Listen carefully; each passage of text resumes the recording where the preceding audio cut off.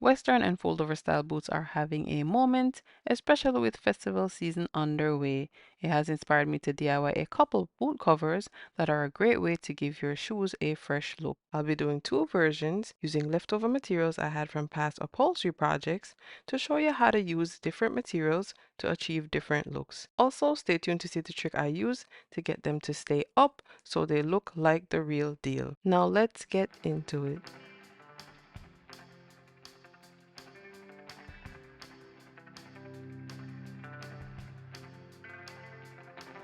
First, we're going to take a couple measurements so we have some numbers to work with to get the correct fit. For the circumference, that is the width of your boot cover, take your tape measure and place it around the widest part of your calf. We want the cover to be roomy, so add an extra 3 to 4 inches depending on how wide you want it to be. If you have different size calves, repeat the process on the other leg and use a larger of the two measurements.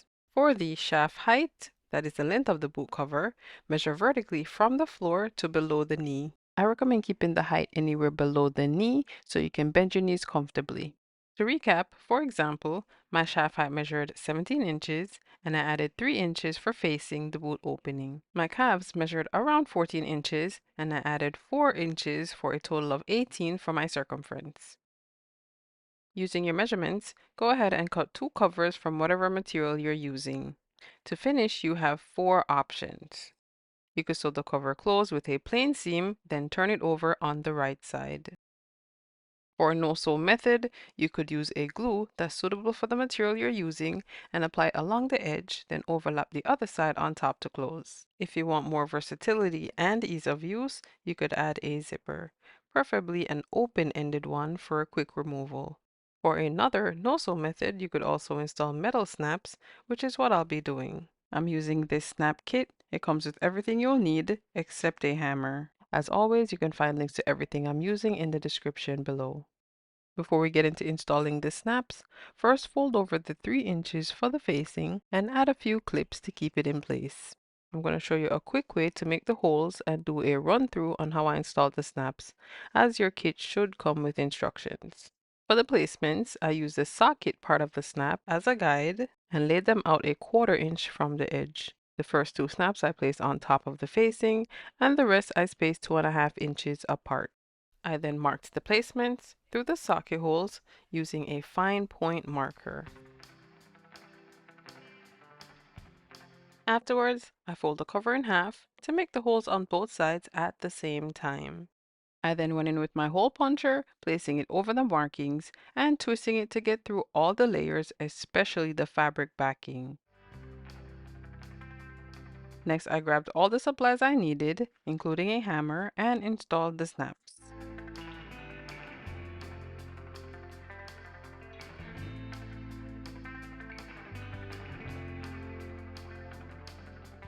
Quick tip to keep the cap from scratching, add a piece of felt to the anvil setter before hammering. One other thing I'm going to do that I should have done before setting the snaps, and that is to glue the facing down to keep it from lifting. Since it has a fabric backing, I used a fabric adhesive. Now for the part you've been waiting for, and that is how to get the boot covers to stay up. Because if you wear the covers as is, you'll notice they fall straight to the floor since they have nothing supporting them. If you don't mind this look, you could skip the next step and leave them as they are. If you're like me and you're not feeling this look, then keep watching. This is where the elastic comes in. We're gonna pretty much use it to create leg garters to support the covers. Here's how. Grab your elastic and wrap it around your leg below the knee, making it taut. Overlap the ends roughly a 1/2 inch and mark where they overlap. You'll need two, so double the elastic and cut another as shown.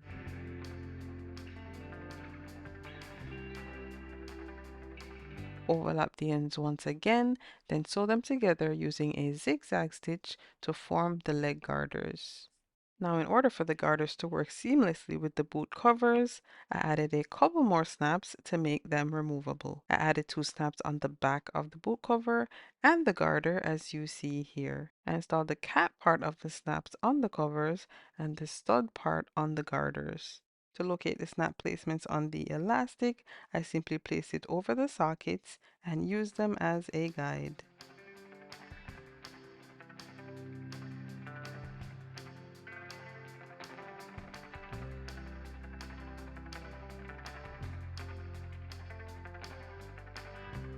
And that is it for version 1. Now let me show you how to put them on with your shoes.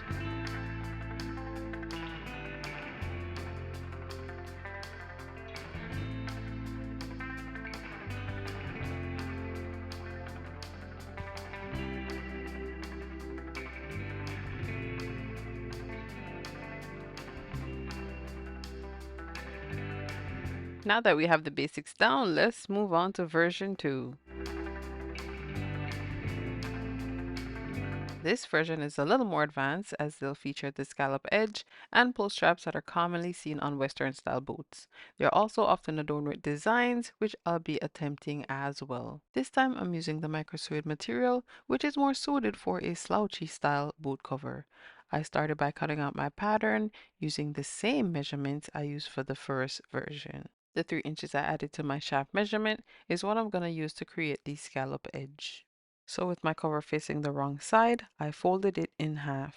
You could freehand the curve on your material, but I chose to create a pattern which will come in handy for decorating my covers, or if I want to add facing as well.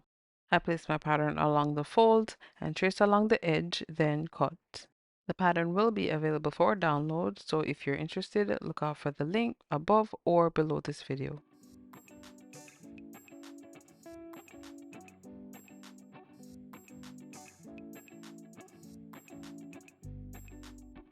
To decorate my covers, I made a copy of the pattern to create my border design. Afterwards, I cut out my design and traced it on the back of a piece of vinyl that I had in a contrasting color. Because the vinyl is more firm, I laid it out and traced it twice instead of on the fold. Before we get into attaching the border, I need to first work on the pull straps, so I went ahead and cut 4 strips from my material 2.5 inches by 5. Here are the stages in which I sewed the straps. First, I sewed them close with wrong sides facing. I then centered the side seam and sewed one end close before turning the strip onto the right side. Next, I used my scissors to get the corners out, then ironed the straps and sewed along the edge to finish. Afterwards, I pinned and sewed the open end of the straps to the center of the scallops as shown. Now for the fun part, let's decorate the covers. I opted for the traditional method of sewing my border trim on, but first I glued it down to keep it in place when sewing. If you prefer not to sew it on, you could stop here. If you do, I suggest using a strong glue. While we let that dry, let me show you how I set up my sewing machine. For edge stitching, I increased the stitch length to 4 millimeters and threaded my machine using a heavy-duty top stitch thread and regular all-purpose thread for the bobbin. I also use a regular universal needle. Now that the trim was secured, I carefully sewed along the edge. For those tricky areas, I use the hand wheel to manually sew through those spots.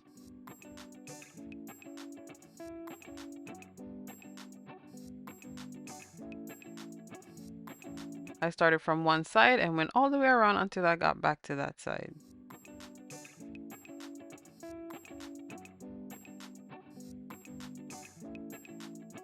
Next, we are going to attach the other ends of the pull straps.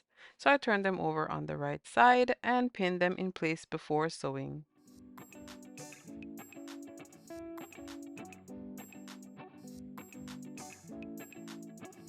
We can now finally go ahead and join the sides of the covers to close. So fold the covers in half with right sides together and sew.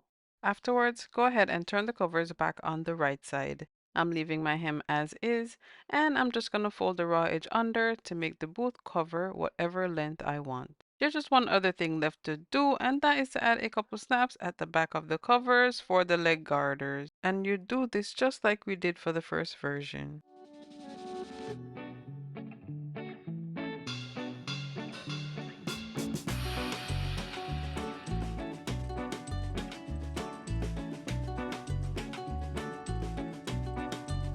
I hope this video helped you in some way. If so, let me know in the comments below. And if you're interested in learning other ways to decorate your boot covers. Also, I'll have a pattern bundle available for download, so look out for the link in the description as well. If this is the kind of content that you like and want to see more of, then go ahead and hit that like button and make sure to subscribe for more. Stay stylish until next time.